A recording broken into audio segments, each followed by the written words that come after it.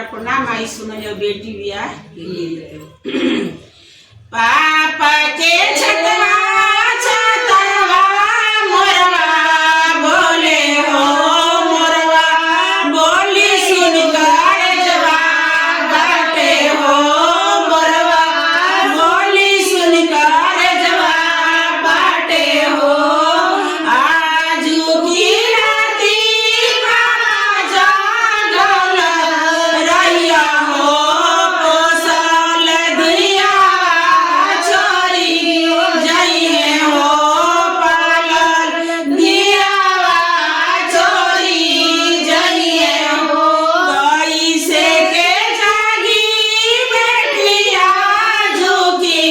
रतिया हो अब बेटी पाराया भैलू हो अब बेटी पाराया भैलू हो चाचा के छतवा छतवा मोरवा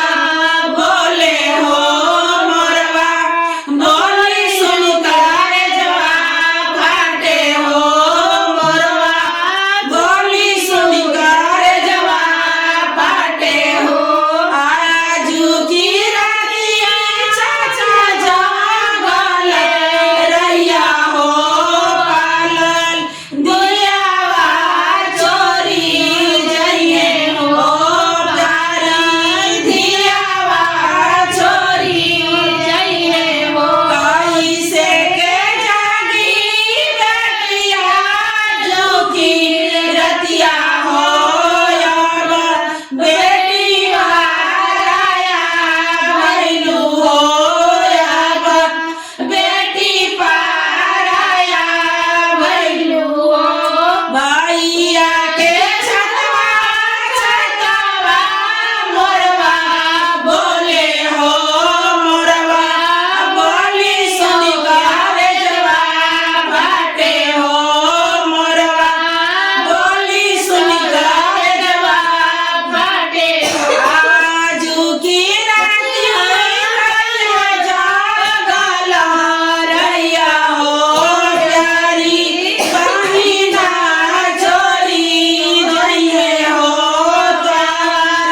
बहिना छोरी जइए हो कैसे के जागी बनाया झुकी रतिया हो अब बहिना पाराया भैलू हो अब बहिना पाराया भैलू हो एक लाइन